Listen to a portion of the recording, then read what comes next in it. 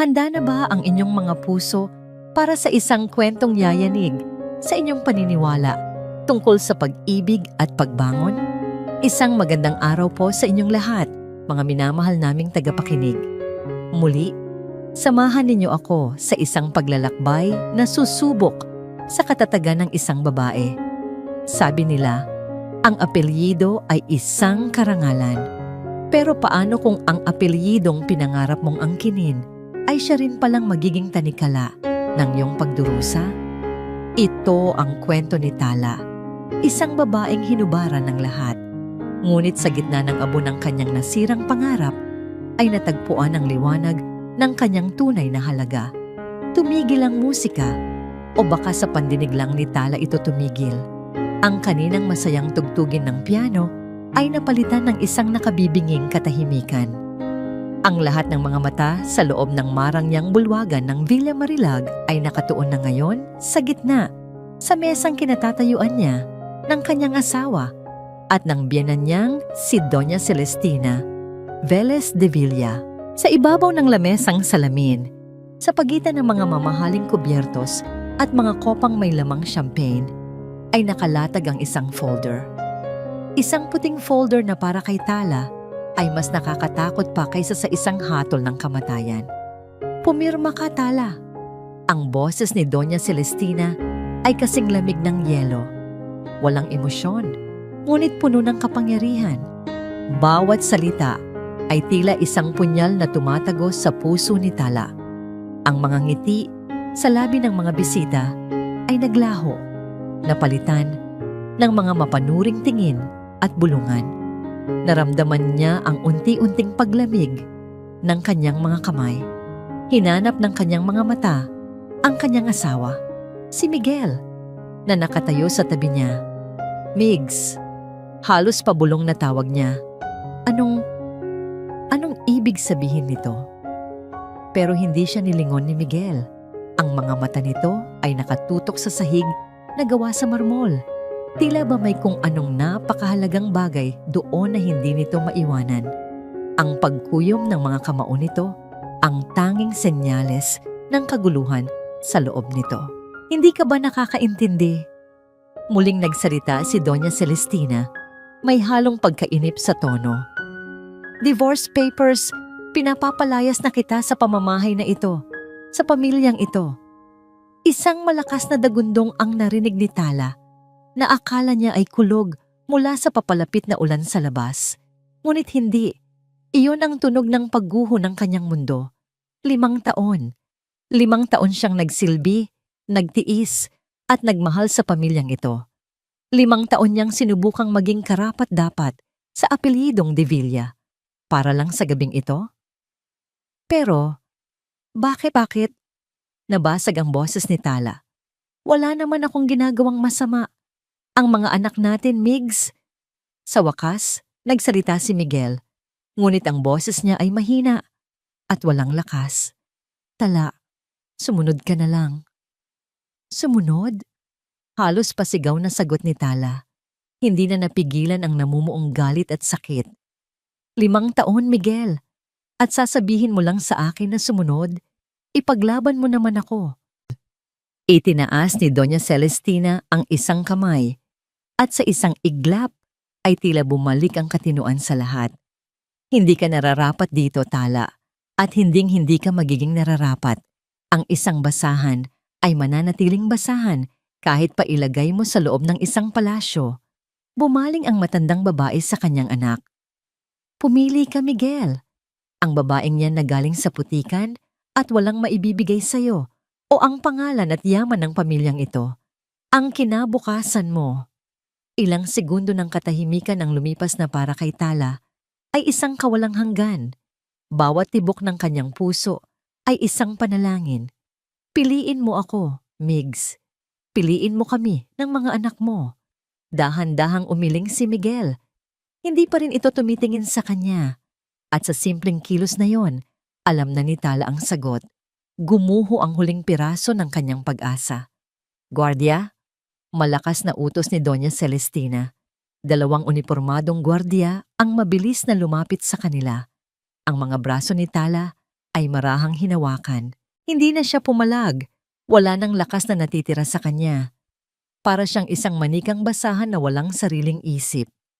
Habang hinihila siya palabas ng bulwagan, nakita niya ang kanyang dalawang anak na umiiyak sa pangangalaga ng isang yaya. "Mama! Mama!" sigaw ng panganay niya. "Mga anak ko!" Sinubukan niyang kumawala, ngunit mas humigpit ang hawak sa kanya. "Huwag mong ilalapit ang dumi mo sa mga apo ko," sabi ni Doña Celestina mula sa kanyang likuran. "Sila ay mga Devilla, mananatili sila rito." At iyon na ang huling dagok. Kinuha na nila ang kanyang asawa, ang kanyang dignidad, at ngayon, pati ang kanyang mga anak. Ipinagtulakan siya palabas ng malaking pinto ng mansyon. Kasabay ng pagbukas nito ay ang pagbuhos ng malakas na ulan. Sa isang iglap, basang-basa na ang kanyang mamahaling bestida, ang bestidang ipinahiram lang sa kanya na hindi naman talaga sa kanya. Tumakbo siya pabalik sa pinto. Kinakalampag ito ng buong lakas. "Miguel, parang awa mo na. Ang mga anak natin. Huwag ninyo silang kunin sa akin." Ngunit walang sumasagot. Hanggang sa dahan-dahan, ang napakalaking tarangkahan ng Villa Marilag ay nagsara sa harap niya. Ang tunog ng pagsasara nito ay pinal at malupit. Naiwan siyang mag-isa sa labas, sa gitna ng bumubuhos na ulan, yakap-yakap ang sarili. Ang kaninang mga ilaw ng kasiyahan mula sa mansyon ay tila nangungutya na lang sa kanya ngayon. Wala siyang pera, wala siyang telepono, wala siyang patutunguhan, at higit sa lahat, wala na sa kanya ang kanyang mga anak. Napaluhod siya sa basang semento. Ang mga luha niya ay humahalo na sa tubig ulan. Ang sakit ay napakalalim, napakatindi, na halos hindi na siya makahinga. Ilang minuto siyang nanatili roon, nanginginig sa ginaw at sa bigat ng kanyang kabiguan, hanggang sa isang pares ng ilaw mula sa isang sasakyan ang tumama sa kanya. Huminto ang isang luma, ngunit pamilyar na kotse sa kanyang tabi. Dahan-dahang bumaba ang bintana nito. Mula sa loob, isang mukhang puno ng pag-aalala ang sumilip. "Talaapo." Ang boses ay puno ng init at pagmamahal, isang bagay na matagal na niyang hindi narinig. "Halika, umuwi na tayo." Ang unang gumising kay Tala ay hindi ang ingay ng alarm clock o ang yaya na kumakatok para ihanda ang mga bata. Ito ay ang sinag ng araw na dahan-dahang tumatagos sa mga bintanang gawa sa kapis at ang amoy ng kapeng barako na nagmumula sa kusina. For a moment, she was disoriented. Ang malambot na kutsyon at silk na kumot ng Villa Marilag ay napalitan ng isang papag na kawayan at isang manipis ngunit malinis na kumot. Dahan-dahan siyang bumangon at ang sakit ng nakaraang gabi ay bumalik na parang isang alon, malakas at nakakalunod. Ang pagtataboy, ang ulan, ang pagsara ng tarangkahan, at ang mga iyak ng kanyang mga anak. Napahawak siya sa kanyang dibdib.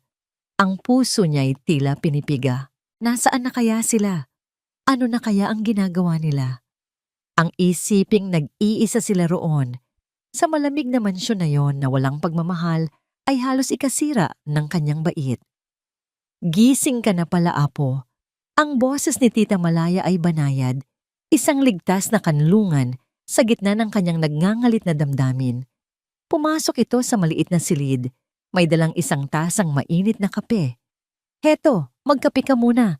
Alam kong mabigat ang iyong pinagdadaanan." Kinuha ni Tala ang tasa, ang init nito'y bahagyang nagpapaginhawa sa nanginginig niyang mga kamay. "Tita, ang mga anak ko po." Umupo si Tita Malaya sa gilid ng papag at hinaplos ang kanyang likod. "Alam ko, Tala. Alam kong sila ang nasa isip mo. Pero para maipaglaban mo sila, kailangan mo munang maging malakas. Kailangan mo munang buuin ang sarili mo." Sa mga sumunod na araw, ang bahay ni Tita Malaya sa Baryo Luntian ay naging kanyang santuwaryo. Sa tulong ng kanyang tiyahin, sinimulan niyang ayusin ang kanyang mga gamit, ang iilang damit, na naisiksik niya sa isang bag bago siya tuluyang paalisin. Habang nag-aayos sa isang lumang baul, may napansin siyang isang maliit, nakatuping kwaderno sa ilalim. Maalikabok ito at medyo naninilaw na ang mga pahina, ngunit nang buksan niya ito, isang pamilyar na sulat kamay ang bumungad sa kanya. Iyon ang sulat ng kanyang lola Basyang. Ito ang lumang kwaderno ng mga resipe nito. Dahan-dahan niyang binuklat ang mga pahina. Naroon ang resipe para sa adobo, sa sinigang, sa kare-kare. Ngunit ang nasa pinakahuling pahina ang kumuha ng kanyang atensyon. Nakasulat sa magandang pagkakatitik, ang espesyal na bunriyo ni Basyang. Kasabay ng resipe ay may isang maliit na sulat. Para sa aking pinakamamahal na apo Tala, ang resipeng ito ay hindi lang basta sangkap at paraan ng pagluto. Ito ang kwento ng ating pamilya. Isang simbolo ng katatagan.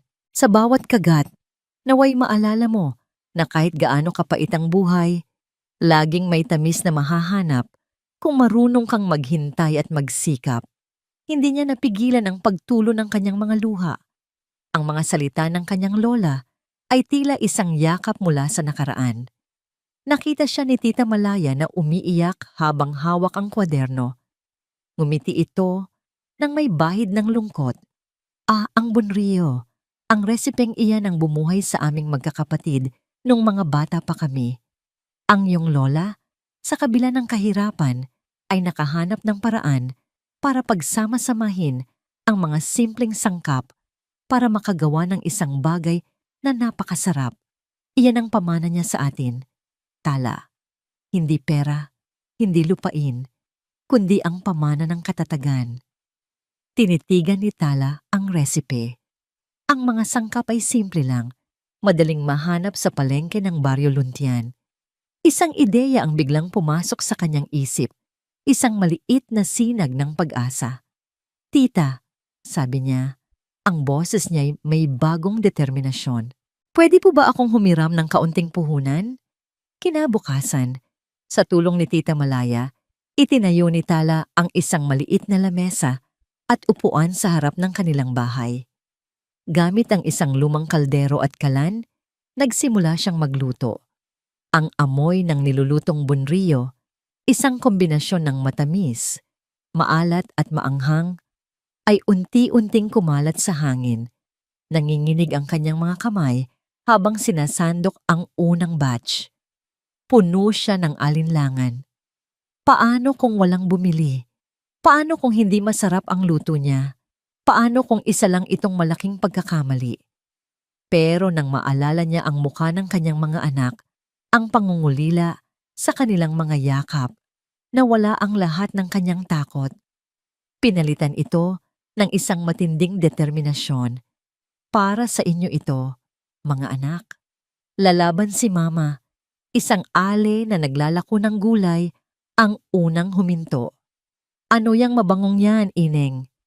Bunriyo po, sagot ni Tala, ngumiti sa kabila ng kaba. Gusto niyo po bang tikman? Bumili ang ale at pagkatapos ng isang subo, nanlaki ang mga mata nito. Naku, ang sarap. Bibilin ko na lahat ng natitira. Iyon ang simula. Mabilis na kumalat ang balita tungkol sa masarap na bunriyo ni Tala. Sa loob lamang ng isang linggo, may pila na sa harap ng kanyang maliit na pwesto tuwing hapon. Bawat sentimong kinikita niya ay maingat niyang itinatabi. Ito ang kanyang pondo para sa laban. Isang hapon, habang abala siya sa pag-aasikaso ng kanyang mga customer, isang makintab at itim na luxury car ang biglang huminto sa tapat ng kanyang pwesto. Ang sasakyan ay tila isang alien sa simpleng kalye ng Baryo Luntian.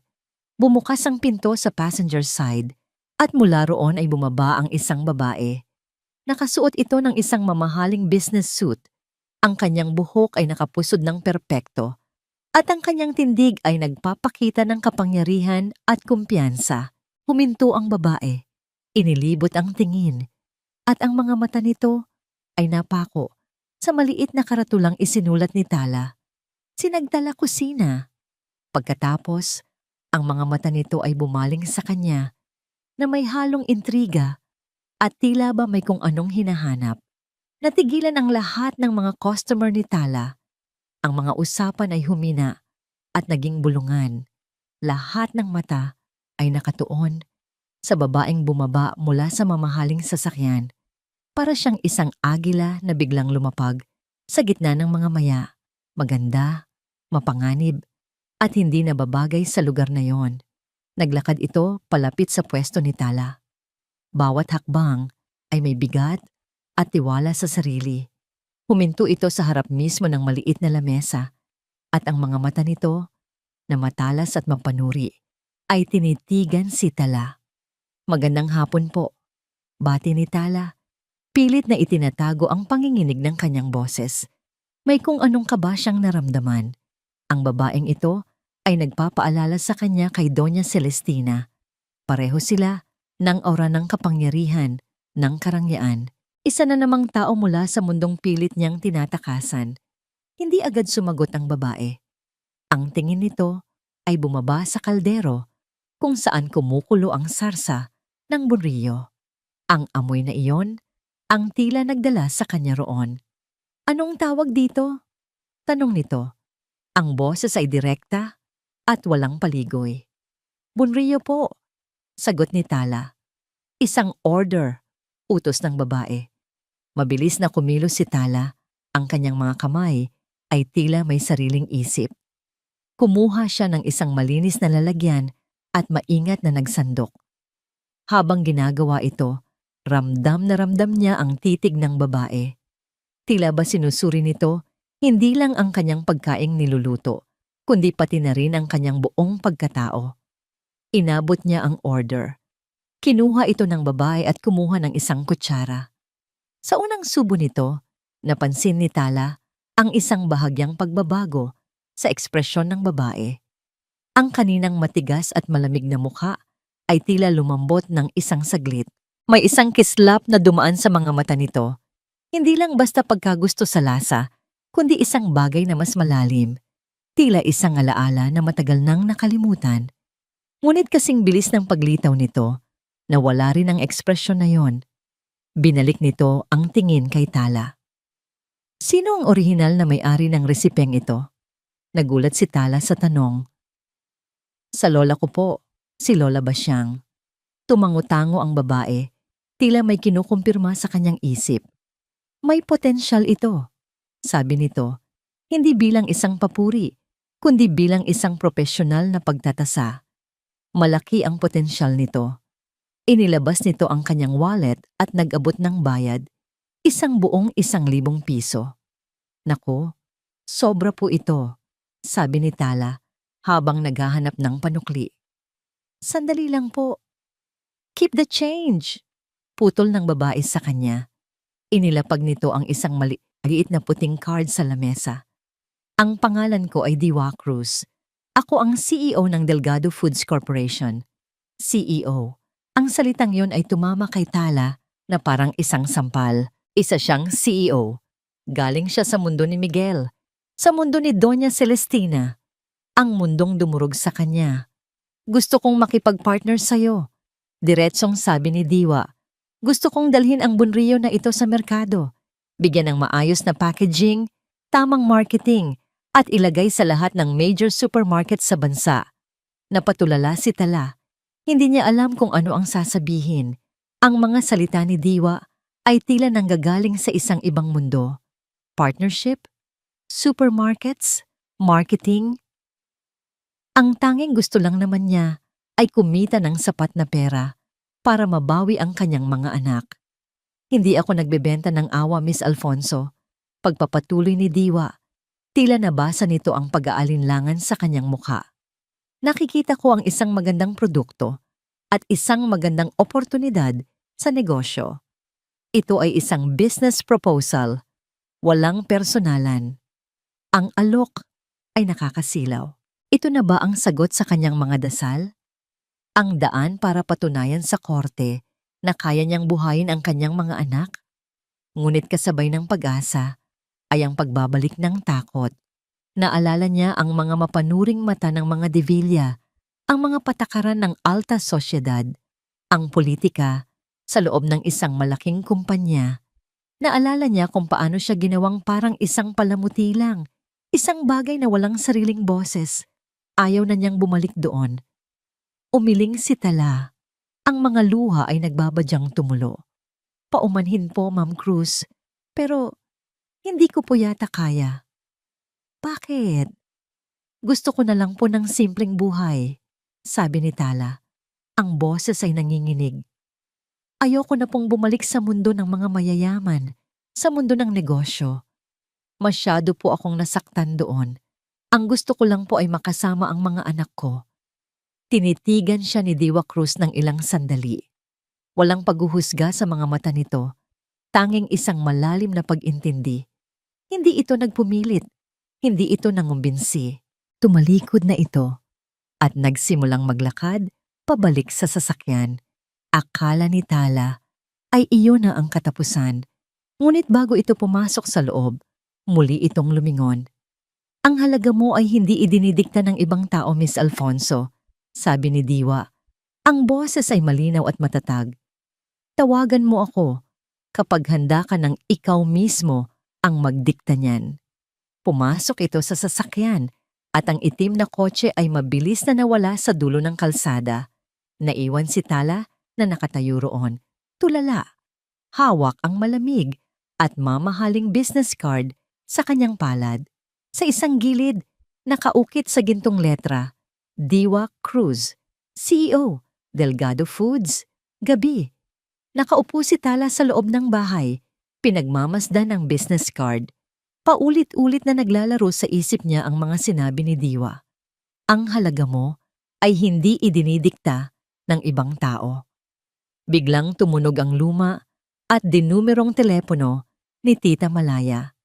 Nagkatinginan sila. Bihira lang may tumawag sa linyang yon. Si Tala ang sumagot. Hello? Is this Tala Alfonso? Tanong ng isang malamig at profesional na boses sa kabilang linya. Siya nga po. I am Atty. Morales, the legal counsel for Mr. Miguel de Villa. I am calling to formally inform you that my client, through his mother, Doña Celestina Velez de Villa, has filed a petition for full custody of your children. Nabitawan ni Tala ang telepono.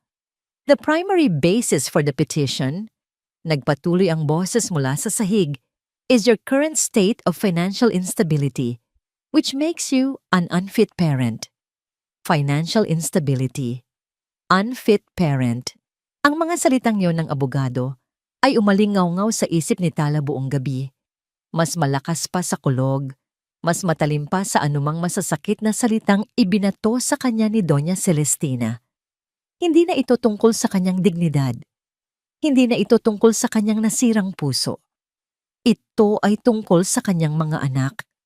At hindi siya papayag na kunin sila sa kanya nang walang laban. Kinabukasan, bago pa man sumikat ang araw, hawak na niya ang business card ni Diwa Cruz. Ang kanyang mga kamay ay nanginginig, hindi na sa takot, kundi sa isang nag-aalab na determinasyon. Tinitipan niya ang numero sa lumang telepono. Ang bawat tunog ay tila isang martilyo na humuhulma sa kanyang bagong kapalaran. Isang ring lang, may sumagot na. This is Diwa Cruz. Ang boses ay gising na gising at alerto, kahit na napakaaga pa. Huminga ng malalim si Tala. Miss Cruz, si Tala Alfonso po ito. May ilang segundong katahimikan sa kabilang linya. I was expecting your call, sabi ni Diwa, walang bahid ng sorpresa o pagyayabang. Tila ba alam na nito mula pa sa simula. Payag na ako, sabi ni Tala. Ang boses niya ay basag, ngunit buo ang loob. Tinatanggap ko po ang alok ninyo. Good. Simpleng sagot ni Diwa. My office, Delgado Foods Tower in Makati. Tomorrow, 9 a.m. sharp. Don't be late. At ibinaba na nito ang telepono. Kinabukasan, sa unang pagkakataon, pagkatapos ng maraming taon, bumalik si Tala sa Makati. Ngunit sa pagkakataong ito, hindi siya ang asawang nakatago sa anino ni Miguel de Villa. Nakatayo sa harap ng nagtataas ang gusali ng Delgado Foods, suot ang pinakamatinong bestida na ipinahiram sa kanya ni Tita Malaya. Naramdaman niya ang pamilyar na takot. Ang lugar na ito, ang mga taong tulad ni Diwa Cruz, ay simbolo ng mundong nagtakwil sa kanya. Ngunit nang maalala niya ang dahilan kung bakit siya naroon, ang kanyang mga anak, itinayo niya ang kanyang ulo at humakbang papasok. Ang mga sumunod na linggo ay isang ipo-ipo. Ang mundo ni Tala, na dati ay umiikot lang sa pagitan ng kusina at sala, ay biglang lumawak. Ipinakilala siya ni Diwa sa isang mundo ng mga board meeting, market research, at branding strategies. Sa simula, para siyang isang dayuhan na napadpad sa ibang planeta. Ang mga terminong tulad ng supply chain, profit margin at brand identity ay mga salitang hindi niya maintindihan. Sa isang meeting, habang pinag-uusapan ang pangalan para sa produkto, naramdaman ni Tala na wala siyang boses. Ang mga marketing executive ay nagmungkahi ng mga pangalang Ingles na sa tingin nila ay mas classy at marketable. Hindi, biglang sabi ni Tala, sa gulat ng lahat, pati na ng kanyang sarili. Ang resipeng ito ay may kwento. Galing ito sa lola ko. Galing ito sa pamilya ko. Kailangan ay may kaluluwa. Tumingin siya kay Diwa. Ang pangalan ko po ay Tala. Isang bituin. Gusto kong maging ilaw ito ng pag-asa. Sinagtala kusina. Tinitigan siya ni Diwa ng ilang sandali. Pagkatapos ay tumango ito sa marketing team. You heard her. The brand is Sinagtala Kusina. Make it work. Iyon ang unang pagkakataon na naramdaman ni Tala ang kapangyarihan. Ang kapangyarihang magpasya para sa kanyang sarili. Mula sa araw na yon, ibinuhos niya ang lahat. Gabi-gabi, pagkatapos ng trabaho sa Delgado, umuuwi siya sa Barrio Luntian at pinag-aaralan ang mga dokumentong ibinibigay sa kanya. Natutunan niya kung paano basahin ang mga sales report. Natuto siyang makipagnegosasyon sa mga supplier. Ang kanyang mga kamay na dati sanay lang sa pagluluto ay natutong humawak ng pluma para pumirma sa mga mahahalagang kontrata hanggang sa dumating ang araw ng grand launch. Sa isang malaking event hall, nakatayo ang isang magandang booth. Sa gitna, nakasulat sa malalaking letra, Sinagtala Kusina. Ang packaging, na siya mismo ang tumulong magdisenyo, ay elegante at may kwento. Ang mga media at food blogger ay dagsaan. Nakatayo si Tala sa isang sulok, pinapanood ang lahat. Nakasuot siya ng isang simpleng business dress na binili ni Diwa para sa kanya. Hindi na siya ang Tala na umiiyak sa gitna ng ulan. Ang babaeng nakatayo roon ay may bagong kislap sa mga mata. Congratulations, Tala! Sabi ni Diwa na lumapit sa kanya. You did it. Ngumiti si Tala, isang tunay na ngiti na nagmumula sa puso. Salamat, Diwa. Salamat sa pagkakataon. Sa unang pagkakataon, nakita ni Tala na ngumiti si Diwa. Isang maliit, ngunit tapat na ngiti. Ang galing mo, Tala. Hindi kita binigyan ng kahit ano. Tinulungan lang kitang ilabas kung ano ang nasa loob mo muna. Kinagabihan, bago umuwi, dumaan si Tala sa isang toy store. Gamit ang kanyang sariling ATM card na naglalaman ng kanyang unang sweldo, bumili siya ng 2 malalaking laruan. Isang robot para sa kanyang panganay at isang manika para sa kanyang bunso. Habang hawak-hawak ang mga paper bag, naramdaman niya ang isang kakaibang klase ng kaligayahan. Ito ang bunga ng kanyang sariling pawis. Ito ang patunay na kaya niyang tumayo sa sarili niyang mga paa. Sa kasagsagan ng isang event para sa mga distributor ng Sinagtala Kusina, makalipas ang ilang linggo, abala si Tala sa pakikipag-usap sa mga bagong kliyente. Ang tagumpay ay abot kamay na. Masaya siya, panatag, hanggang sa may isang pamilyar na anino ang tumabon sa kanya. Tala.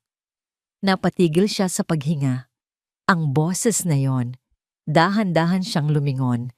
Nakatayo sa harap niya si Miguel, ang kanyang dating asawa. Mukha itong mas payat at may lungkot sa mga mata nito na hindi niya pa nakikita dati. Miguel, anong ginagawa mo rito? Hindi ito sumagot agad. Inilibot nito ang tingin sa paligid, sa mga banner ng Sinagtala Kusina, sa mga taong bumabati kay Tala. I'm happy for you, Tala. Talagang nagtagumpay ka. Kailangan ko. Simpleng sagot ni Tala. May bahid ng lamig sa kanyang boses. Lumapit si Miguel. Ang boses ay halos pabulong na. Kaya nga ako nandito. Mag-ingat ka, Tala. Ano ang ibig mong sabihin? Si Mama. Sabi ni Miguel may takot sa kanyang mga mata. Alam kong alam na niya ang tungkol dito. At hindi siya papayag na maging masaya ka. Hindi ka niya titigilan. Ang babala ni Miguel ay nanatili sa isip ni Tala na parang isang multo. Hindi ka niya titigilan. Alam niyang totoo iyon. Nakita niya ang determinasyon sa mga mata ni Miguel. Isang halo ng takot at pagsisisi. Kaya't sa mga sumunod na araw, kahit na patuloy ang pag-angat ng Sinagtala Kusina, may isang bahagi sa kanya na laging nag-aabang, laging nagmamasid, naghihintay sa unang dagok. At dumating nga ito. Nasa gitna siya ng pag-iinspeksyon sa kanilang bagong central kitchen, isang pasilidad na ipinagmamalaki niya dahil sa kalinisan at kaayusan nito. Nang biglang mag-vibrate ang kanyang telepono, isang notification mula sa isang sikat na gossip blog. Ang headline na nakasulat sa malalaking pulang letra ay tila isang suntok sa kanyang sikmura. Skandalo sa Sinagtala Kusina. Sikretong sahog, galing nga ba sa dumi? Nanlamig ang kanyang mga kamay. Binuksan niya ang link. Naroon ang isang artikulo. Puno ng mga walang basehang akusasyon mula sa isang di umano'y dating empleyado. Sinasabi nitong hindi malinis ang proseso ng paghahanda ng bunriyo, na tinitipid ang mga sangkap at may mga insidente ng food poisoning na pilit na itinatago. Bawat salita ay isang lason. Ang kanyang pinaghirapan, ang pamana ng kanyang lola, ang pangalang binuo niya mula sa abo. Lahat ay sinisirang walang awa sa ilang talata lamang. Tala? Napalingon siya. Nakatayo sa tabi niya si Diwa. Ang mukha nito ay kalmado, ngunit ang mga mata ay matalas. Hawak din nito ang sariling telepono. Nakita ko na, sabi nito. This is her opening salvo. Predictable, but vicious. Anong gagawin natin? Tanong ni Tala. Ang boses ay nanginginig. Ang mga empleyado sa paligid ay nagsisimula ng magbulungan. Ang kanilang mga mukha ay puno ng pag-aalala. We do nothing, sagot ni Diwa. For now, we continue working. We ensure our standards are impeccable. Let them throw their baseless accusations. We will fight them with truth. Ngunit hindi pa sila tapos. Kinahapunan, habang nasa kalagitnaan sila ng produksyon, biglang bumukas ang mga pinto ng kusina. Isang grupo ng mga taong nakasuot ng uniforme mula sa health department ang pumasok. May dalang mga papeles at isang aura ng autoridad. Surprise health inspection. Sabi ng nangunguna sa kanila. Ang boses ay malamig at opisyal. May natanggap kaming reklamo tungkol sa inyong pasilidad. Natigilan ang lahat. Ang ingay ng mga makina ay tila humina. Si Tala, sa kabila ng alam niyang malinis ang kanyang kusina, ay nakaramdam ng matinding kaba. Paano kung may itinanim sila? Paano kung may ginawa silang paraan para magkaroon ng basehan ang kanilang mga kasinungalingan? Ngunit bago pa man siya makapagsalita, humakbang si Diwa. Of course, welcome to Sinagtala Kusina, sabi nito. Ang boses ay professional at walang bakas ng kaba. Please, do your inspection. My quality assurance manager will assist you. We have nothing to hide. In fact, we welcome this. Pinanood ni Tala kung paano pamunuan ni Diwa ang sitwasyon. Kalmado nitong ipinakita ang lahat ng kanilang mga sertipikasyon, ang mga logbook ng kalinisan, at ang CCTV footage na nagpapakita ng kanilang maingat na proseso mula simula hanggang dulo. Bawat tanong ng mga inspektor ay sinasagot nito ng may kumpiyansa at katibayan. Pagkatapos ng halos 2 oras na masusing pagsisiyasat, umalis ang mga health inspector nang walang nakitang anumang paglabag. Ngunit alam ni Tala at Diwa na ang pinsala ay nagawa na. Ang balita tungkol sa surprise inspection ay siguradong kakalat na rin. Kinabukasan, gaya ng inaasahan, laman na naman sila ng mga balita. Ngunit sa pagkakataong ito, handa na si Diwa. Nagpatawag ito ng isang kagyat na press conference. Sa harap ng mga kamera at reporter, tumayo si Diwa hindi para magdepensa, kundi para umatake. Kahapon, ang Sinagtala Kusina ay naging biktima ng isang marumi at malisyosong black propaganda. Simula niya, ngayon, narito kami para ipakita sa inyo ang katotohanan. Isa-isang ipinakita ni Diwa sa malaking screen ang mga ebidensya. Ang malinis na resulta ng health inspection, ang mga testimonya ng kanilang mga tapat na supplier, at ang mga CCTV footage na nagpapakita ng kanilang food-grade na proseso. Pagkatapos, tinawag niya si Tala sa entablado. Nanginginig ang mga tuhod ni Tala, ngunit nang makita niya ang tiwala sa mga mata ni Diwa, nakahanap siya ng lakas. Ako po si Tala Alfonso. Sabi niya sa mikropono, ang boses niya ay mahina, ngunit malinaw. Ang Sinagtala Kusina po ay hindi lang isang negosyo para sa akin. Ito po ang kwento ng aking lola. Ito po ang kinabukasan ng aking mga anak. Hindi ko po hahayaan na ang isang bagay na binuo mula sa pagmamahal at katapatan ay wasakin ng kasinungalingan. Ang kanyang simpleng mga salita na puno ng emosyon at katotohanan ay tila mas tumagos sa puso ng mga manonood kaysa sa lahat ng teknikal na paliwanag. Pagkatapos ng press conference, habang papalabas sila ng hall, isang babaeng nakauniporme ng janitor ang lumapit sa kanila. Mukha itong takot at palingalinga sa paligid. Ma'am Tala, pabulong nitong sabi. Dati po akong nagtrabaho sa De Villa Foods. Nagkatinginan si Tala at Diwa. May inabot ang babae na isang nakatuping papel kay Tala. Nakita ko po ito sa basurahan malapit sa opisina ni Doña Celestina. Hindi ko po alam kung ano ito, pero baka makatulong. Mabilis na umalis ang babae bago pa man makapagpasalamat si Tala. Binuksan ni Tala ang papel. Isa itong lumang photocopy, malabo, ngunit malinaw na isang pahina mula sa isang lumang ledger. May mga petsa mula pa noong dekada 70 at sa tabi ng isang listahan ng mga sangkap na halos kapareho ng nasa Bonrio, may isang pangalang nakasulat, Basilia Basyang Madrigal, ang pangalan ng kanyang lola. Kasabay ng papel ay may isa pang maliit na sticky note na tila sinadyang isama. Nakasulat dito, hindi kanya gustong sirain lang, gusto niyang bawiin ang recipe. Ang Villa Marilag ay mas malamig na ngayon kaysa dati. O baka sa pakiramdam lang ni Miguel iyon. Mula nang umalis si Tala, ang mansyon ay nawala ng kaluluwa. Ang mga bulwagan ay malawak at walang laman. Ang katahimikan ay binabasag lamang ng mahihinang yabag ng mga katulong at ng malalamig na utos ng kanyang ina. Nakaupo siya sa kanyang leather na upuan, hawak ang isang baso ng mamahaling alak, ngunit hindi niya ito iniinom. Nakatutok ang kanyang mga mata sa screen ng tablet, pinapanood ang replay ng press conference ni Tala. Nakita niya ang tapang sa mga mata nito, isang tapang na hindi niya kailanman nakita noong sila pa ang magkasama.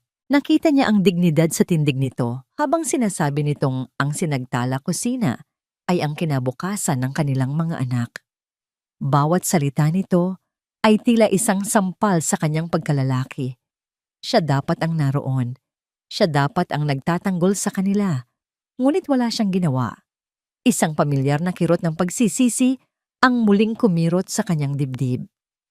Simula nang makita niya si Tala sa event, hindi na siya mapakali. Ang tagumpay nito ay salamin ng kanyang kaduwagan. Patayin mo yan. Ang boses ni Doña Celestina ay nagmula sa kanyang likuran.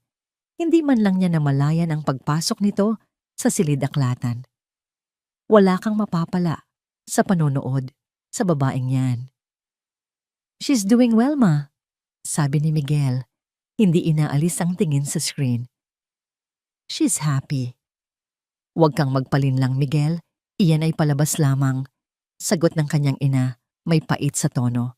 Ngunit huwag kang mag-alala. Ang lahat ng bagay ay may katapusan. Umalis si Doña Celestina, ngunit ang mga huling salita nito ay nag-iwan ng masamang pakiramdam kay Miguel. Hindi lang ito basta galit ng isang biyenan. Mayroon pang iba. May isang obsesyon na hindi niya maintindihan. Bakit ganoon na lamang ang interes ng kanyang ina sa isang maliit na negosyo? Kinagabihan, habang papunta siya sa kusina para kumuha ng tubig, napadaan siya sa lumang opisina ng kanyang Lolo Velez, ang ama ni Doña Celestina. Bahagyang nakabukas ang pinto. Narinig niya ang boses ng kanyang ina sa loob. Kausap ang abogado nito sa telepono. Hindi sapat ang black propaganda. Kailangan nating patunayan na sa atin ang orihinal na resipe, mariing sabi ni Doña Celestina. Hanapin mo ang lahat ng lumang dokumento ng Velez Foods. Kailangan nating mahanap ang anumang ebidensya na magpapatunay na sa atin yon nagmula. Ang orihinal na resipe. Doon na nagsimulang magduda si Miguel.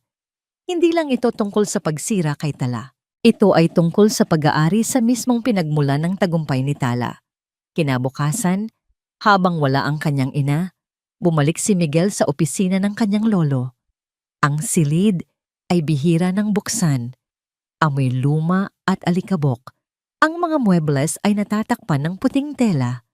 Nilapitan niya ang malaking estante na puno ng mga lumang libro at folder. Habang naghahanap, isang alaala ang biglang bumalik sa kanya. Noong mga unang taon nila, ni Tala sa mansyon.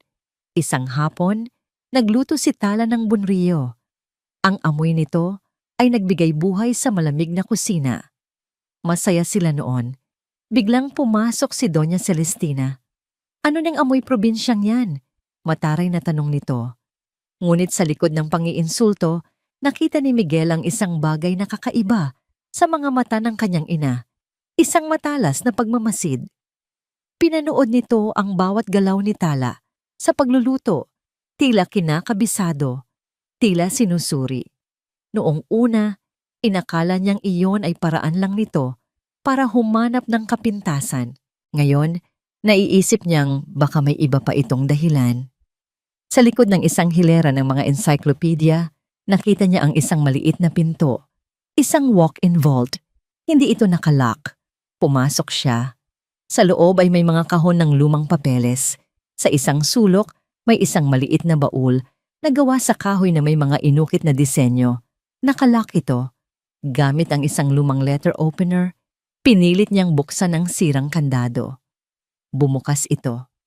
Sa loob, sa ilalim ng mga naninilaw na titulo ng lupa at stock certificates, ay may isang manipis na photo album. Binuksan niya ito. Mga lumang litrato. Isang batang Celestina na nakangiti. Mga larawan ng Velez Foods noong nagsisimula pa lang ito. At sa huling pahina, may isang litratong hindi pamilyar. Isang babaeng nasa mga 40 anyos, nakangiti habang naghahalo ng isang malaking kaldero sa isang simpleng kusinang gawa sa kawayan. Ang nangiti nito ay puno ng saya at pagmamalaki. Sa likuran niya nakatayo sa may pintuan ay isang dalagitang babae. Ang mukha nito ay seryoso, nanonood. Kilala ni Miguel ang dalagitang yon. Iyon ang kanyang ina. Ngunit ang mas nakapagpatigil sa kanyang paghinga ay ang babaeng nagluluto. Mayroon itong pamilyar na itsura. Hinablot niya ang kanyang wallet at kinuha ang isang kupas na litrato na laging dala niya. Ang nag-iisang litrato niya kasama ang lola ni Tala nung ikinasal sila. Magkamukhang magkamukha. Ang babae sa litrato ay walang iba kundi si Lola Basyang. Hawak niya ang ebidensya. Ang patunay na matagal nang alam ng kanyang ina ang tungkol sa resipe, na hindi ito nagkataon lang. Miguel? Nanigas si Miguel sa kanyang kinatatayuan. Dahan-dahan siyang lumingon. Nakatayo sa pintuan ng vault ang kanyang ina, si Doña Celestina. Ang mukha nito ay walang emosyon, ngunit ang mga mata nito ay kasing lamig ng yelo. Nakita nito ang album at ang litratong hawak niya. May mga bagay na hindi mo na dapat hinuhukay pa, Miguel. Para makatakas sa bigat ng mga problemang idinulot ni Doña Celestina, inanyayahan ni Tala si Diwa na maghapunan sa Baryo Luntian. Para maiba naman, sabi ni Tala sa telepono, tikman mo naman ang luto ni Tita Malaya. Mas masarap pa sa bunriyo ko. Pumayag si Diwa. At sa gabing iyon, sa unang pagkakataon, nakita ni Tala ang isang Diwa Cruz na malayo sa imahe ng isang CEO. Dumating itong nakasimpleng blusa at pantalon lang. Walang bakas ng makeup at ang buhok ay nakalugay lang. Sa maliit na hapagkainan ni Tita Malaya, sa ibabaw ng lamesang kahoy na may takip na mantel na bulaklakin, sila'y nagsalo-salo sa mainit na sinigang at pritong isda. Ang hangin ay puno ng tawanan. Si Diwa, na laging seryoso at formal sa opisina, ay tila naging mas magaan. Nakikinig ito sa mga kwento ni Tita Malaya tungkol sa kabataan ni Tala, at paminsan-minsan ay ngumingiti ito, isang ngangiting abot, hanggang sa kanyang mga mata. Naramdaman ni Tala ang isang kakaibang saya. Sa kabila ng lahat ng gulo, heto sila, tila isang maliit at kakaibang pamilya. Napakasarap po ng luto ninyo, tita, sabi ni Diwa habang humihigop ng sabaw. Ngayon ko lang ulit ito natikman. Matagal na. Tila may isang malayong alaala na bumalik sa kanya, ngunit mabilis din itong nawala. Naku, iha, wala yan. Natutuwang sagot ni Tita Malaya. Ang mga mata nito ay may kakaibang kislap habang pinagmamasdan si Diwa. Alam mo, naisip ko lang, gusto mo bang makita ang mga lumang litrato namin para makita mo kung saan talaga galing itong si Tala? Sige po, tita. I would love that. Sagot ni Diwa. Pagkatapos ng hapunan, inilabas ni Tita Malaya ang isang makapal at luma ng photo album. Ang takip nito ay medyo kupas na, ngunit halatang iningatan. Umupo silang tatlo sa sahig, sa ibabaw ng isang banig, at sinimulang buklatin ang mga pahina. Nandoon ang mga litrato ni Tala, noong sanggol pa, chubby at laging nakangiti. Ang kanyang unang araw sa eskwela, ang kanyang graduation. Bawat litrato ay may kwentong kalakip na masayang ibinabahagi ni Tita Malaya.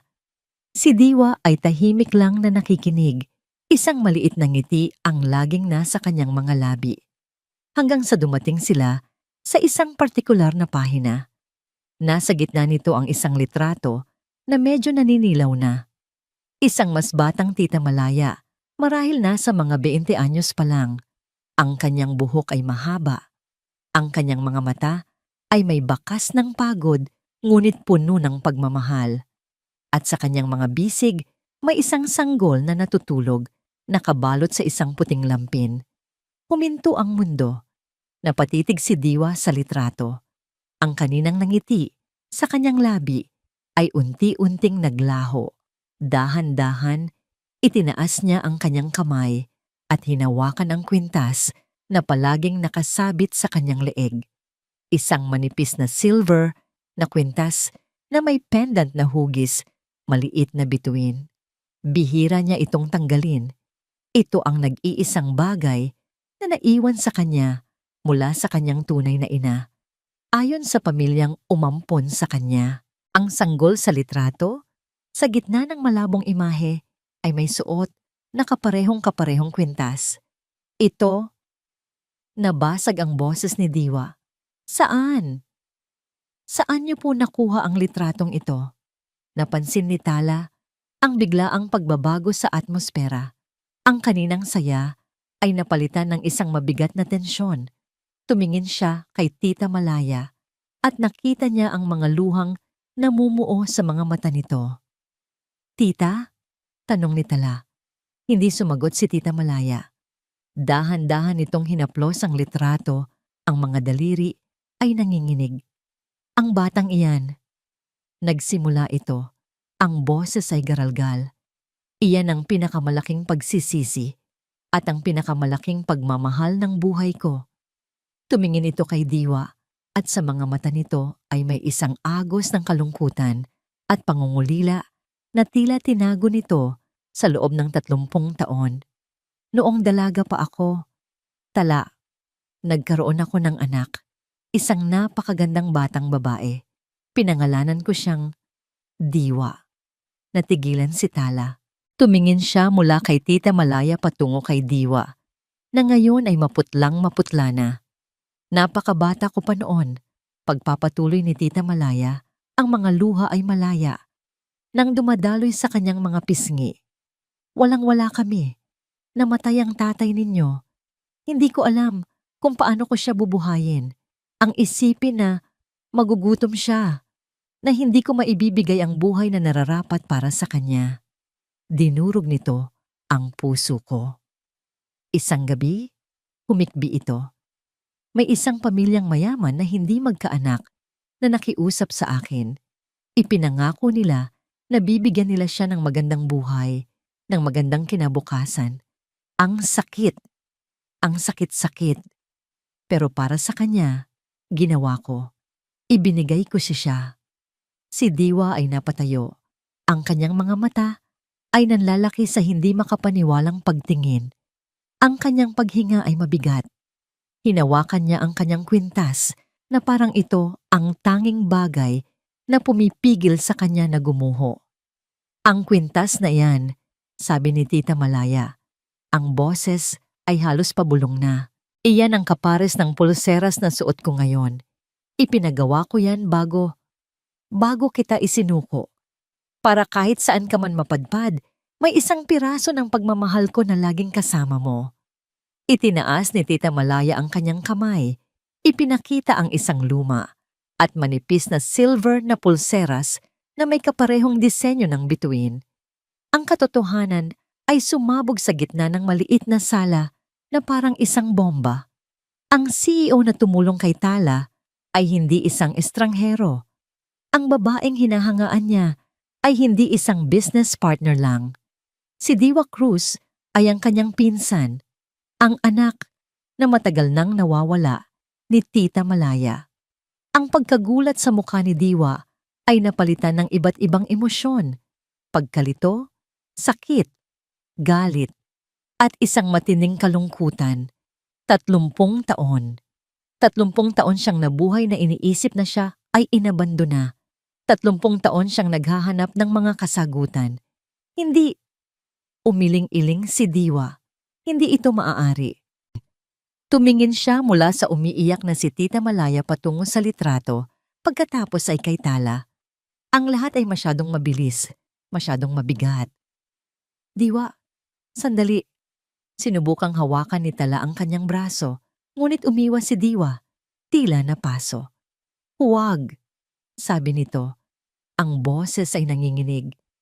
Kailangan ko ng hangin." Sa isang iglap, tumalikod ito at mabilis na naglakad palabas ng pinto. Ang tunog ng pagsara ng pinto ay umalingaw-ngaw sa katahimikan. Kasunod ang mabilis na pag-andar ng makina ng kanyang sasakyan. Naiwan si Tala at ang humahagulgol na si Tita Malaya sa gitna ng sala, sa tabi ng isang photo album na naglalaman ng isang sikretong nagbago sa kanilang lahat. Ang mga araw pagkatapos ng gabing iyon ay nabalot ng isang nakabibinging katahimikan. Hindi tumatawag si Diwa. Hindi rin ito sumasagot sa mga tawag at text ni Tala. Sa opisina, sinabi ng kanyang sekretarya na si Diwa ay kumuha ng isang indefinite leave.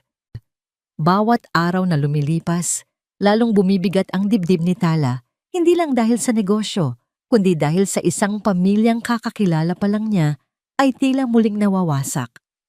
Si Tita Malaya ay palaging malungkot. Ang mga mata ay laging tila naghihintay. At sa gitna ng personal na unos na ito, Dumating ang pangalawang pag-atake ni Doña Celestina. Mas tuso, mas formal, at mas nakamamatay. Isang hapon, habang si Tala ay nag-iisang nakaupo sa conference room, sinusubukang ayusin ang mga operasyon na biglang naiwan sa kanya. Isang delivery man ang nag-abot sa kanya ng isang makapal na brown envelope. May selyo ito mula sa isang kilalang law firm. Nanginginig ang kanyang mga kamay habang binubuksan ito. Sa loob, ang mga salitang nakasulat sa legal na papel ay tila mga ahas na gumapang sa kanyang paningin. Civil Case Number 25-103, De Villa Corporation versus Tala Alfonso and Sinagtala Cucina Foods. RE, Intellectual Property Theft and Unlawful Use of a Corporate-Owned Recipe. Napatayo si Tala. Ang kanyang paghinga ay tila naipit sa kanyang lalamunan. Pagnanakaw, ninakaw niya ang recipe ng sarili niyang lola. Kasama ng summons ay mga kopya ng ebidensya, mga lumang dokumento na may selyo ng Velez Foods mula pa noong 1970s, mga sinumpaang salaysay mula sa mga dating empleyado na nagpapatunay na ang bunrio ay isang experimental recipe ng kumpanya. Isang detalyadong narrative kung paano ang lola ni Tala, na isang simpleng katulong lang daw sa kusina noon, ay tinangkang angkinin ang resipe. Kasinungalingan. Lahat ay kasinungalingan. Ngunit ang mga dokumento ay mukhang opisyal. Ang mga petsa ay mukhang kapani-paniwala. Ito ay isang perpektong gawa-gawang katotohanan. Kinabukasan, sa opisina ng abogado ng Delgado Foods, gumuho ang natitirang pag-asa ni Tala. Magaling ang mga abogado nila, sabi ni Attorney Ramos, isang matandang lalaki na may seryosong mukha. Habang binabasa ang mga dokumento, ang mga ebidensya nila, kahit na alam nating peke, ay napakatibay sa papel. May mga petsa, may mga pirma, may mga testimonya. Samantalang tayo, ang hawak lang natin ay isang lumang kwaderno at ang kwento ng iyong pamilya. Tumingin ito sa kanya ng may awa. Sa korte, Attorney Ramos, ang ebidensya ang nagsasalita, hindi palaging ang katotohanan. Ang mga salitang iyon ay ang hatol. Ang balita tungkol sa kaso ay mabilis na kumalat na parang apoy.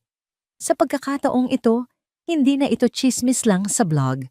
Ito ay isang lehitimong kaso at sa mata ng publiko at ng mundo ng negosyo.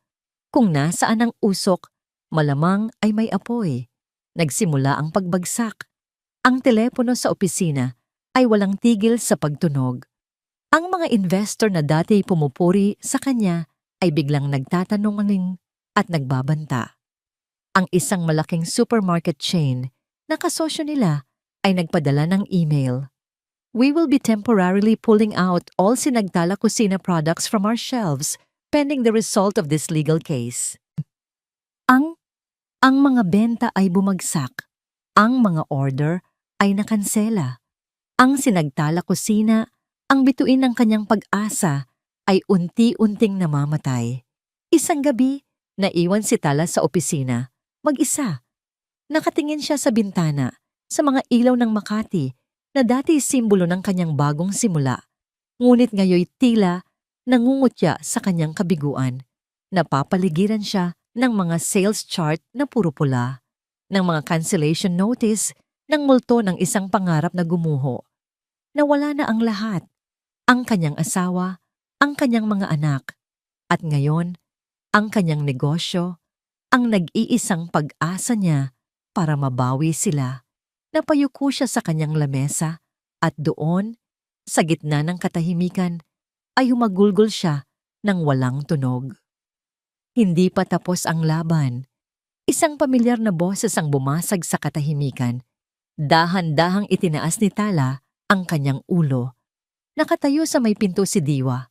Ang buhok nito ay medyo magulo. Ang mga mata ay may bakas pa rin ng kalungkutan, ngunit ang tindig nito ay matatag. Diwa, sorry kung nawala ako, sabi ni Diwa.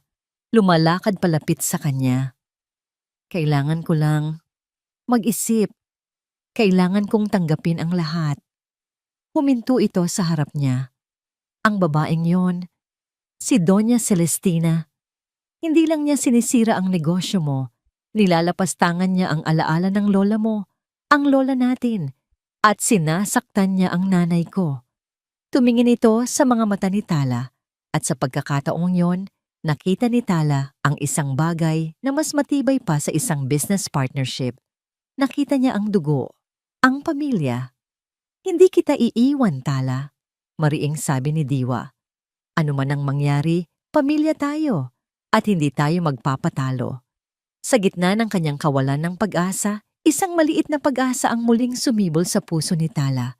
Hindi na siya nag-iisa. Biglang tumunog ang telepono ni Tala. Isang unknown number. Nag-aalangan man, sinagot niya ito. Hello? Tala, si Migs to. Ang boses ni Miguel sa kabilang linya ay iba. Hindi ito ang mahinang boses na dati niyang naririnig. Ito ay puno ng pagmamadali at takot. Galing ako sa opisina ni Mama. May narinig ako. May nakita ako. Tala, kailangan nating magkita. Miguel, anong... Magkita tayo sa Kape Kalinaw, sa labas ng Baryo Luntian. Ngayon na, may ibibigay ako sa'yo. Sabi ni Miguel, ang boses ay halos pabulong na. Sisirain nito si Mama, pero ililigtas ka nito. At biglang naputol ang linya. Ang Kape Kalinaw ay isang maliit na kapihan sa gilid ng highway. Ilang kilometro lamang mula sa Baryo Luntian. Ang pangalan nito ay isang kabalintunaan sa nararamdaman ni Tala habang nagmamaneho siya papunta roon, kasama si Diwa sa passenger seat. Walang kapayapaan sa kanyang puso, tanging isang nagngangalit na bagyo ng kaba, pag-asa at takot. Nadatnan nila si Miguel na nag-iisa sa isang mesa sa pinakasulok na bahagi ng kapihan. Nakayuko ito, nakatingin sa tasang hindi naman niya ginagalaw. Nang makita sila, mabilis itong napatayo. Ang mukha niya ay puno ng pagkabalisa. Salamat at dumating kayo, sabi niya. Ang boses ay nanginginig. Wala tayong maraming oras. Walang paligoy-ligoy. Inilapag ni Miguel sa mesa ang isang luma at makapal na leather-bound journal. Ang takip nito ay may inisyal na AV. Amadeo Velez, ang kanyang lolo. Nasa opisina ako ni Mama kanina. Paliwanag ni Miguel, mabilis at pabulong. Narinig ko siyang kausap ang abogado niya. Pinaghahandaan na nila ang final hearing. Sabi niya, siguraduhin mong walang makakalabas na anumang personal na gamit mula sa vault ni Papa. Doon ko naalala ang nakita ko dati. Bumalik ako. Tumingin siya sa mga mata ni Tala at sa unang pagkakataon, nakita ni Tala ang isang matinding pagsisisi at determinasyon. Ang tagal kong naging duwag, Tala. Ang tagal kong hinayaan na kontrolin niya ako. Pero hindi na ngayon. Hindi ko nahahayaang sirain niya ang alaala ng lola mo at ang kinabukasan ng mga anak natin. Binuksan niya ang journal sa isang pahinang may marka. Basahin niyo, basahin. Sabay na yumuko si Tala at Diwa. Ang sulat kamay ay luma na, ngunit malinaw pa rin. Ito ang mga salita ng lolo ni Miguel. Isinulat mahigit 40 taon na ang nakalipas. October 17, 1978, nakahanap ng isang pambihirang talento ang aking Celestina. Isang kusinera mula sa probinsya, si Basilia. Ang kanyang lutong bunrio ay may kakaibang lasa na siguradong papatok sa merkado. Sinabi ko kay Celestina na kunin ang recipe. Bayaran kong kinakailangan. Ngunit ang anak ko ay may mas malaking ambisyon. Sabi niya, bakit natin babayaran ng isang bagay na pwede naman nating hiramin at pagandahin, Papa? May talino talaga siya sa negosyo. Sa bawat salitang binabasa nila, unti-unting nabubuo ang buong larawan ng panlilinlang. Ang mga sumunod na pahina ay nagdetalye kung paano pinag-aralan at binago ng Velez Foods ang recipe. Binigyan ito ng bagong pangalan na hindi naman sumikat at kalaunan ay ibinasura nang hindi magtagumpay sa merkado. Ngunit ang pinakamatinding ebidensya ay ang huling talata sa serye ng mga entry na yon. January 5, 1979. Umalis na ang kusinera. Tila nalaman niya ang aming balak. Sinubukan pa siyang habulin ni Celestina. Gustong papirmahin sa isang kasulatan na nagsasabing sa amin ang karapatan sa lahat ng kanyang niluto habang siya'y aming empleyado. Ngunit hindi na siya nagpakita. Isang maliit na problema. Madali itong makakalimutan ng panahon. Ito na, bulong ni Diwa. Ang mga mata ay nag-aapoy sa galit at kaluwagan. Ito ang baril na tatapos sa kanila. Tumingin si Tala kay Miguel. Bakit, Migs? Bakit mo ito ginagawa? Dahil kailangan, sagot niya. Isang mapait na ngiti ang gumuhit sa kanyang labi. Para sa mga anak ko, para malaman nila balang araw na ang tatay nila, kahit isang beses lang sa buhay niya, ay piniling gawin ang tama. Inabot niya ang journal kay Tala. Ipaglaban mo ang sayo, Tala. I'm sorry for everything. Tumalikod si Miguel at mabilis na lumabas ng kapihan, naglaho sa dilim bago pa man makasagot si Tala. Kinabukasan. Ang araw ng special stockholders meeting ng De Villa Corporation. Ipinatawag ito ni Doña Celestina para sa isang mahalagang anunsyo. Ang formal na pag-takeover sa mga ari-arian ng bangkaroteng sinagtala, kusina. Nakatayo si Doña Celestina sa podium, nasa kasagsagan ng kanyang matagumpay na talumpati.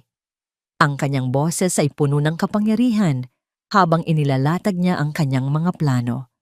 Ang mga miyembro ng board at ang mga stockholder ay taimtim na nakikinig. At sa pamamagitan ng legal na proseso, na ipawalang bisa natin ang walang basehang pag-angkin sa isang recipe na lehitimong pag-aari ng pamilya Velez. Ngayon, ibabalik natin ito sa nararapat nitong tahanan. Biglang bumukas ang malaking pinto sa likuran ng hall. Lahat ng ulo ay lumingon. Doon, nakatayo si Tala at Diwa. Si Tala ay nakasuot ng simpleng itim na bestida. Si Diwa ay nasa kanyang karaniwang power suit. Naglakad sila sa gitnang pasilyo ng may katahimikan at determinasyon. Ang mga bulungan ay nagsimula. Anong ibig sabihin nito? Sigaw ni Doña Celestina. Ang muka ay nagbago mula sa tagumpay tungo sa pagkairita. Security! Palabasin ang mga babaeng yan! Ngunit bago pa man makalapit ang mga gwardiya, itinaas ni Diwa ang isang dokumento. As a significant shareholder of this corporation, through Delgado Foods Holdings, I have every right to be here, and we have something to share. Sa isang iglap, ang malaking screen sa likod ni Doña Celestina na kanina'y nagpapakita ng logo ng De Villa Corp ay nag-flash ng isang imahe, ang close-up shot ng sulat kamay mula sa journal ni Amadeo Velez. Natigilan ang lahat. Anong kalokohan ito? Nanginginig na, sabi ni Doña Celestina. Hindi po ito kalokohan, sabi ni Tala. Ang kanyang boses ay malinaw at matatag. Pinalakas ng mikroponong hawak niya. Ito po ang katotohanan. Ang katotohanan na 40 taon ninyong itinago. Isa-isang ipinakita ni Diwa ang mga pahina ng journal sa screen, habang si Tala ang nagbabasa ng mga salita ng lolo ni Miguel ng malakas at may damdamin. Ang kwento ng pagnanakaw, ng panlilinlang, ng pag-abuso sa isang simpleng kusinera na ang tanging kasalanan ay ang magkaroon ng pambihirang talento. Ang kaninang paghanga sa mga mukha ng mga stockholder ay napalitan ng pagkabigla, pagkatapos ay ng galit at pagkasuklam. Kasungalingan. Lahat yan ay gawa-gawa lang. Desperadong sigaw ni Doña Celestina. Ang kanyang mukha ay namumutla na. Kung kasinungalingan ito, Mama, bakit nasa akin ang orihinal?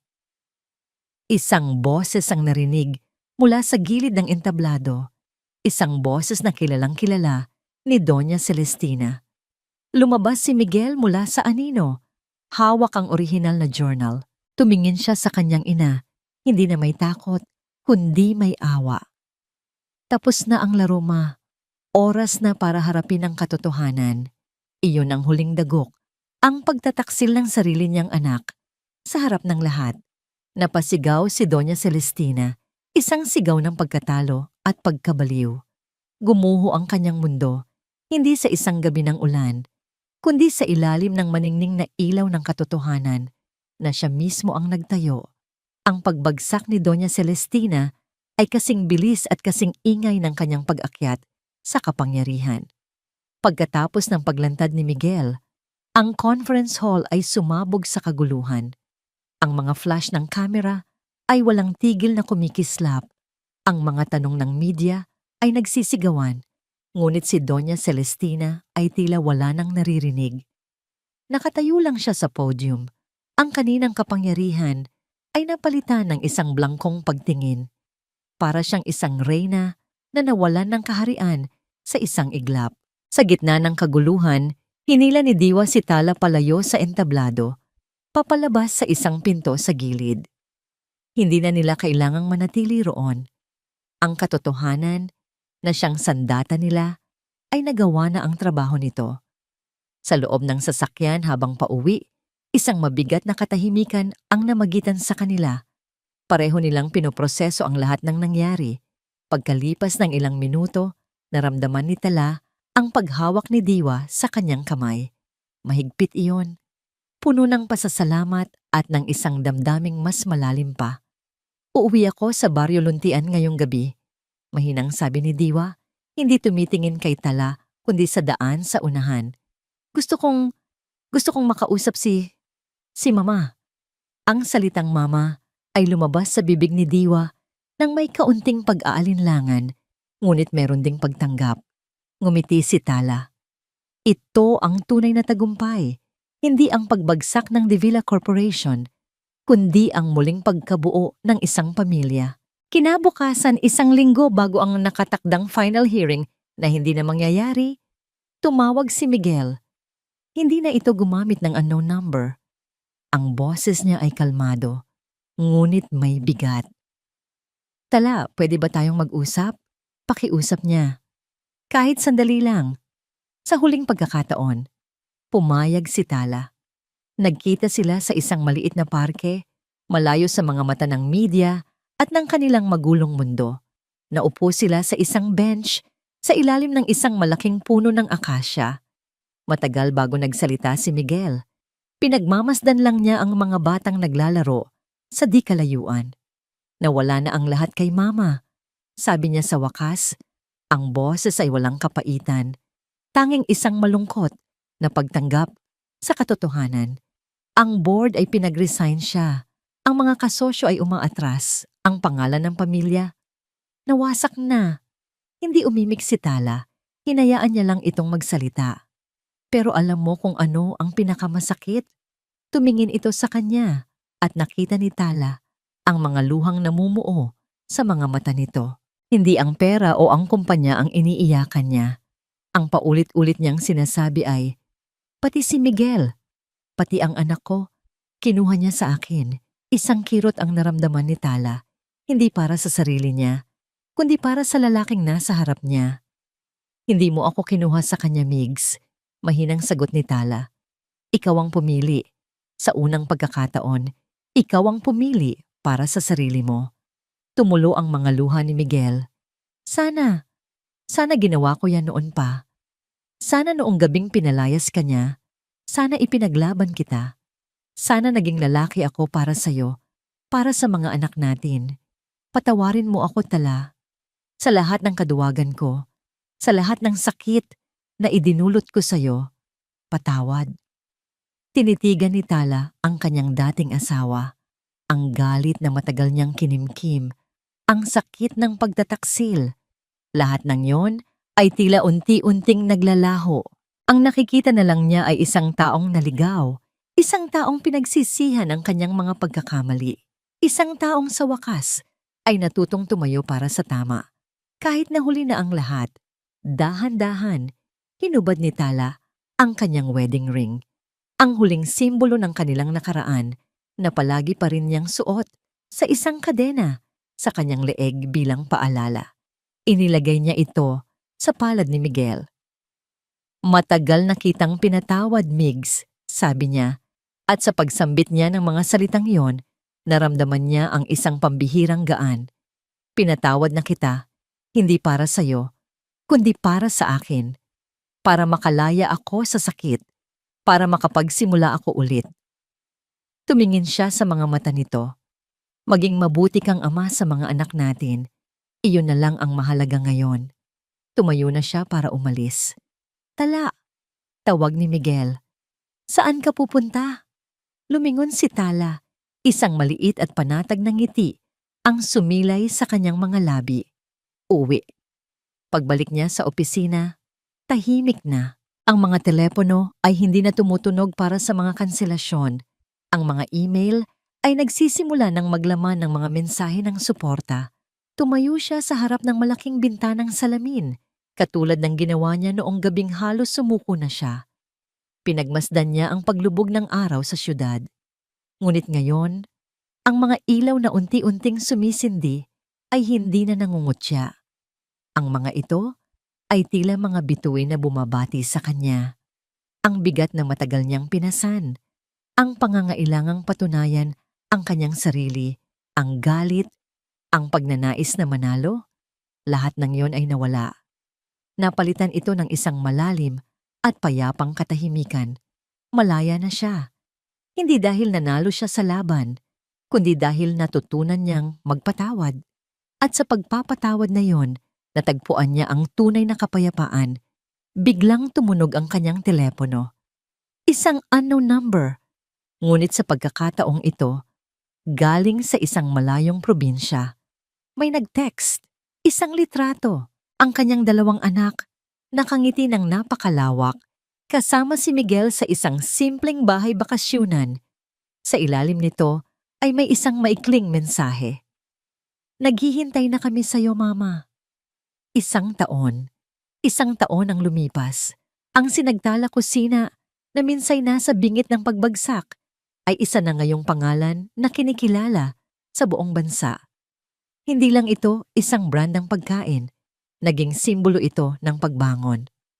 Ang kwento ni Tala Alfonso, ang babaeng pinalayas, nilabanan ng isang dambuhalang korporasyon at nagwagi sa pamamagitan ng katotohanan, ay naging inspirasyon.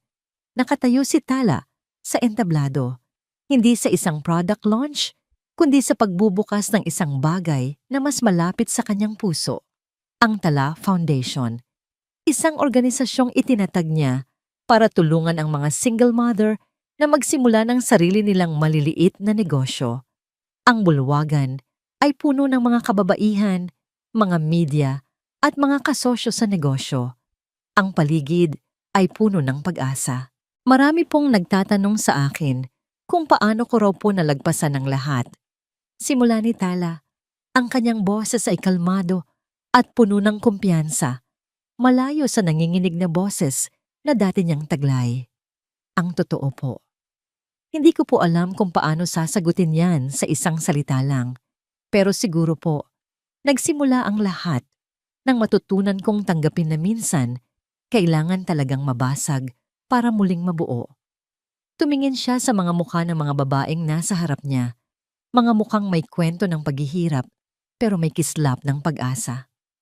Lahat po tayo ay may mga bituin sa ating mga puso. Minsan, natatakpan po ito ng mga ulap ng takot, ng pagkabigo, ng sakit. Akala natin, hindi na ito sisikat pang muli.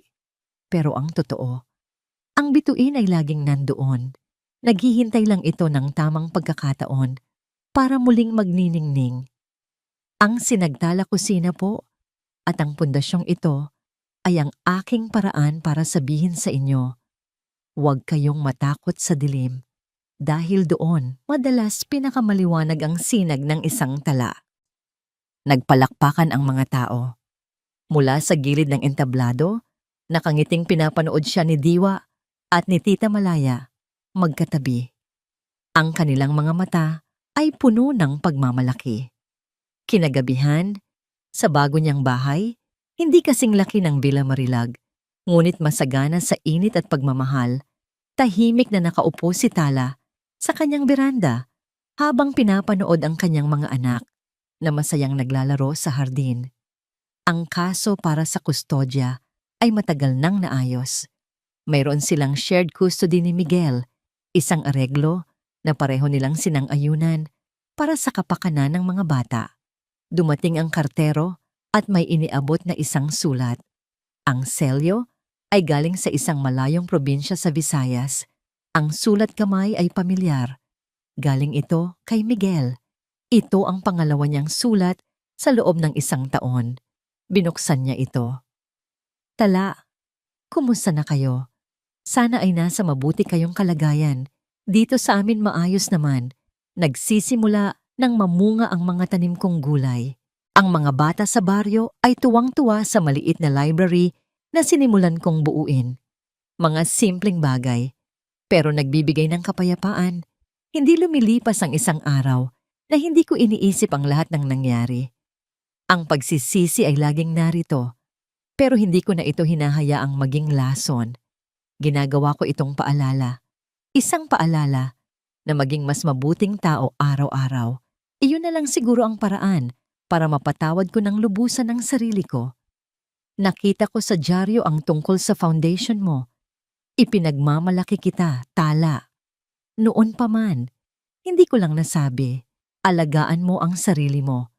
At pakisabi sa mga bata, mahal na mahal sila ni Papa. Lubos na gumagalang, Migs. Maingat na tiniklop ni Tala ang sulat at itinago sa isang maliit na kahon na puno ng mga alaala. Isang kahon ng mga nakaraan na napatawad na. Ngumiti siya, isang ngingiting panatag. Wala nang sakit, wala nang galit, tanging pagtanggap. Ang lalim yata ng iniisip ng aming star, sabi ng isang boses. Lumabas si Diwa sa veranda, may dalang 2 tasa ng mainit na tsokolate. Sa likod nito ay si Tita Malaya. Anak, narito na ang paborito mong merienda, sabi ni Tita Malaya kay Diwa. Inaayos ang buhok nito na tila isang tunay na ina. Ang relasyon ng dalawa ay tuluyan nang nahilom sa loob ng 1 taon, nabuo sa pasensya, pag-unawa at hindi matatawarang pagmamahal. Salamat, Ma, sagot ni Diwa bago bumaling kay Tala. Successful ang launch kanina. Ang daming gustong mag-pledge ng tulong sa foundation. Salamat sa'yo, sabi ni Tala. Hindi ko ito magagawa kung wala ka. Tayong lahat. Pagtatama ni Diwa, ngumiti ito. Pamilya. Nagkwentuhan sila habang pinapanood ang papalubog na araw. Ang usapan ay magaan at puno ng tawanan. Nang paalis na si Diwa, bigla itong huminto at lumingon kay Tala nang may mapanuksong ng ngiti. By the way, sabi nito, napansin ko lang kanina sa event, mukhang mas masarap pa yata sa Bunrio ang mga ngiti sa'yo ng bago nating head chef, ah? Dinamula ang mga pisngi ni Tala. Diwa, kung ano-ano ang napapansin mo. Bakit? Masama ba? Tumawa si Diwa. Gwapo naman si Chef Anton. At higit sa lahat, mukhang mabait. Deserve mo nang sumaya ulit, pinsan. Kinindatan siya ni Diwa bago tuluyang umalis. Naiwan si Tala sa beranda. Ang puso ay may kakaibang kaba. Habang ang alaala ng mainit na ngiti ni Chef Anton ay biglang pumasok sa kanyang isip. Ang amoy ng bagong lutong bunrio ay muling pumuno sa hangin. Ngunit sa pagkakataong ito, hindi ito nagmumula sa isang maliit na pwesto sa gilid ng kalsada. Nagmumula ito sa isang maluwag at modernong kusina, kung saan ang tawanan ay mas malakas pa kaysa sa tunog ng mga sandok at kaldero. Ito ang 2nd anibersaryo ng Sinagtala Kusina. At para ipagdiwang ito, nagpasya si Tala na magdaos ng isang simpleng salo-salo sa kanyang bahay. Ang mga bisita, sila-sila lang, ang kanyang pamilya. Mama, ako na po ang maghihiwa ng sibuyas. Masayang sabi ng kanyang panganay na ngayon ay mas matangkad na at may tiwala na sa sarili. Dahan-dahan lang anak, paalala ni Tala habang tinutulungan ang kanyang bunso na maghalo ng sarsa sa isang maliit na bowl. Sa isang sulok ng kusina, nagtatawanan si Diwa at Tita Malaya habang naghahanda ng ensaladang mangga. Ang relasyon nila ay hindi na alanganin. Ito ay natural, puno ng lambing, na para bang hindi sila nagkahiwalay ng 30 taon.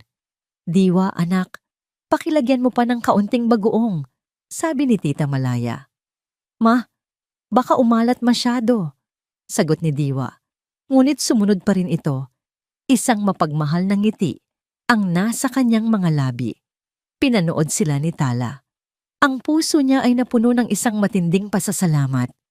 Ito ang pamilyang binuo, hindi ng dugo at apelyido lamang, kundi ng pagsubok, ng pagpapatawad, at ng pagmamahal na walang kondisyon. Ito ang kanyang tunay na yaman. Hindi ang malaking bahay, hindi ang matagumpay na kumpanya, kundi ito, ang simpleng sandaling ito. May nag-doorbell. "Ako na po," sigaw ng mga bata, at nagunahan silang tumakbo papunta sa pinto. Pagbalik nila, may kasama na silang isang bisitang hindi inaasahan ni Tala, ngunit lihim na inaasam. "Chef Anton," bati ni Tala, hindi maitago ang bahagyang pamumula ng kanyang mga pisngi. "Tala," bati ni Anton, ang kanyang mga mata ay ngumingiti. May dala itong isang bouquet ng mga simpleng puting bulaklak at isang cake. "Happy anniversary sa sinagtala at sayo." "Naku, nag-abala ka pa," sabi ni Tala. "Hindi iyan abala," sagot ni Anton. "Isang karangalan. Ang hapunan ay masaya at maingay."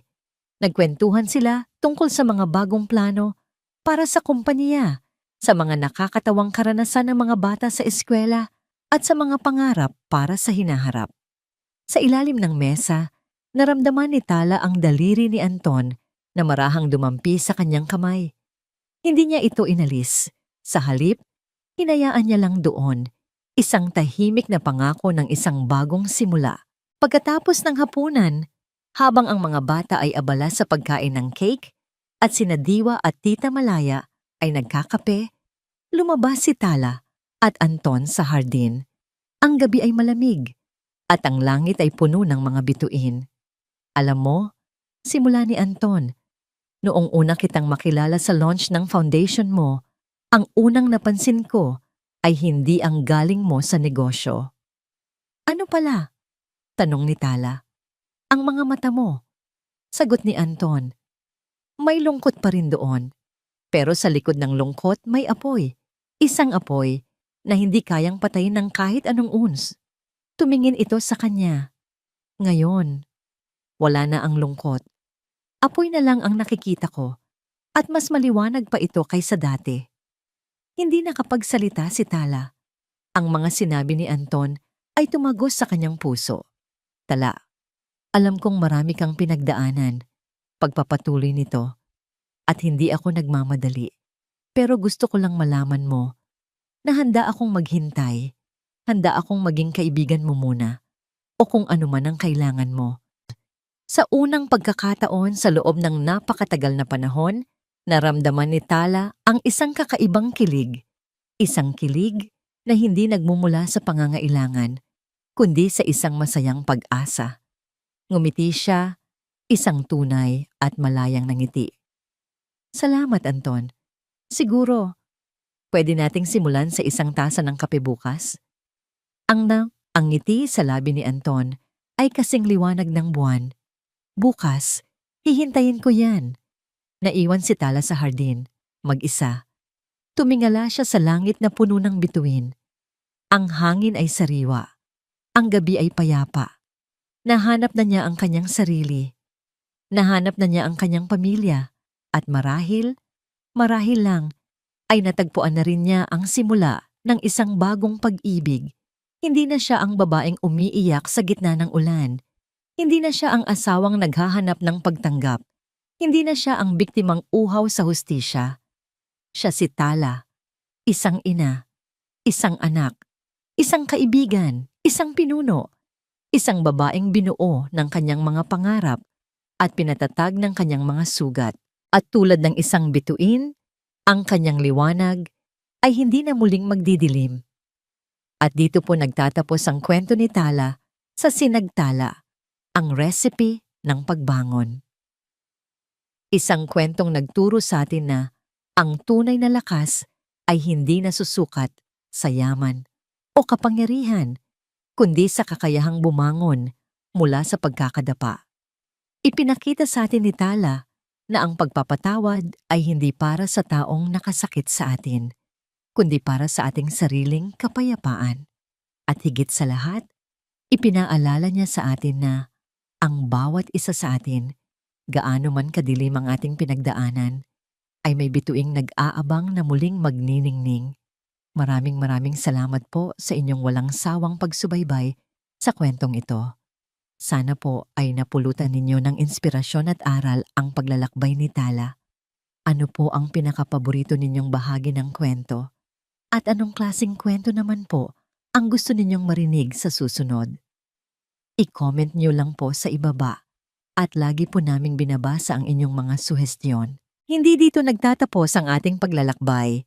Marami pa pong kwentong kasing ganda at mas puno ng aral dito sa aming channel. Kung nagustuhan nyo ang kwentong ito, i-like, i-share sa pamilya at mga kaibigan at mag-subscribe na rin para lagi kayong updated sa mga susunod pa naming kwento. I-click nyo ang notification bell para kayo ang unang makarinig kapag may bago kaming upload. Pagpalain po kayo ng Panginoon, kayo at ang inyong buong pamilya. Hanggang sa muli,